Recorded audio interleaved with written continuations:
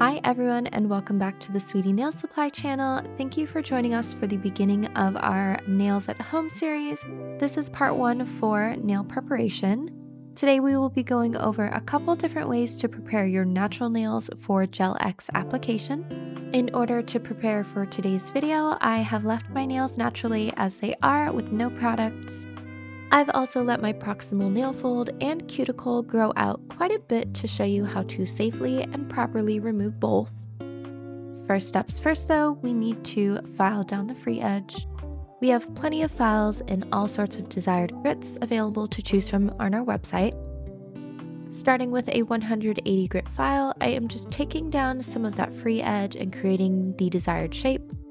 The shape that you choose is up to personal preference, but I find that a rounded free edge works well with Gel X application. I also recommend leaving some of the white of the free edge, as when you apply the Gel X, you don't want that extra gel seeping out from under your nail and coming in contact with the skin of your fingers. So I just like to leave a small edge.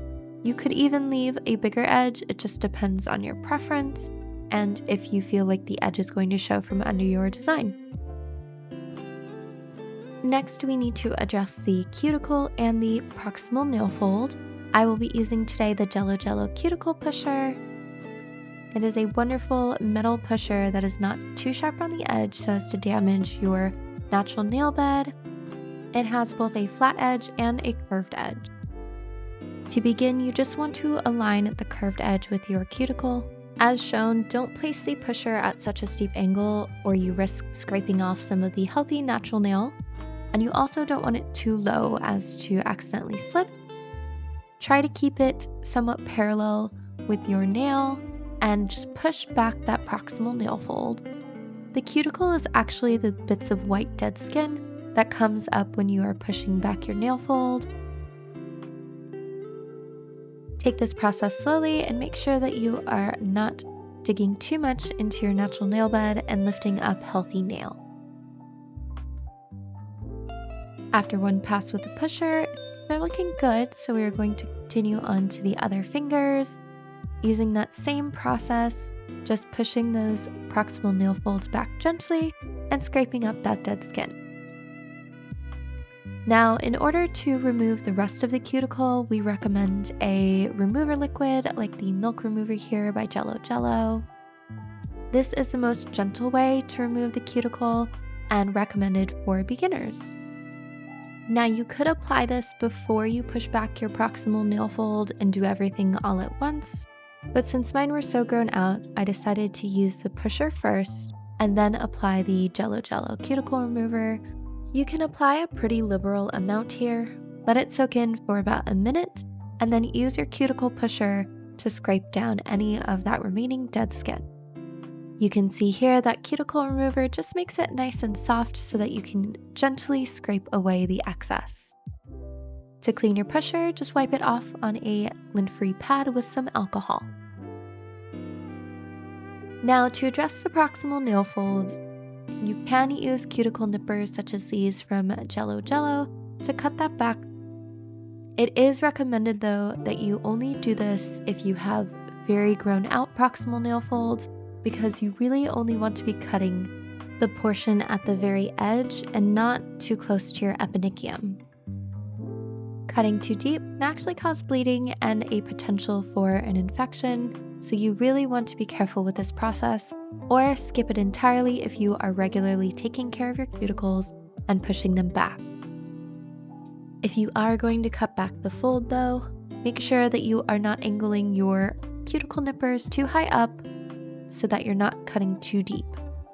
You want to approach it kind of the same way as the cuticle pusher and hold it somewhat parallel to the nail. Again, angling it too high up will cause you to cut too deeply. If you feel any sort of pain, you know that you've gone too far. Here's what my nails are looking like now, and I'm just going in one more time with that milk cuticle remover just to do any last cleanup since my cuticles were so overgrown. If you do this process weekly though, you will not have to do as much nail prep, so it's recommended to make this part of your normal routine.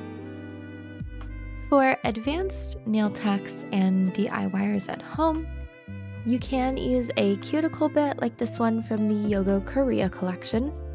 This is a ceramic bit that is meant to be used directly on the cuticle to remove that dead skin. Same as with the first process, you push back your proximal nail fold with that metal cuticle pusher, maintaining that shallow angle. You can see here that all of that dead skin, that white underneath the proximal nail fold, is the cuticle that we will be removing with the cuticle bit. Again though, this method is recommended for intermediate to advanced users who already know how to use an e-file. I'm starting at an extremely low speed of 1000 RPM and just lightly going around the edge of my nail, only making a couple passes over where that cuticle remains. You can see how easily it is coming up here. You do want to be very careful not to overdo it though, as you can take down some of the natural nail if you continue to file over the same spot. You can see I only need a couple passes over the whole area to remove all of the cuticle. I'm going to dust off the extra bits and then use those nippers to cut down my proximal nail fold. Again, please only do this if you have extremely grown out proximal nail folds and you can just cut the edge without affecting your eponychium. Or you can skip this step entirely depending on your personal preference, your comfortability, and if you have been keeping up with your cuticle care, which makes this step entirely unnecessary. On to the last part of nail prep, and that is buffing the natural nail surface. I'm using the Diami Rough Square Buffer, the 180 grit side. We recommend one of these soft buffer blocks for this step versus a regular nail file. Because it has those soft edges, it lets you get in right up close to your sidewalls and you won't damage the skin around your nail. Buff lightly just to remove that top level of shine, dust away the excess, and then use just some isopropyl alcohol, wipe away all of the extra, and you are finished with your nail prep. Please join us for our next video where we go over nail tip sizing and the actual Gel X application. All of the products we used are listed in the description, and let us know if you have any questions down below. Thank you for watching, and we'll see you next time.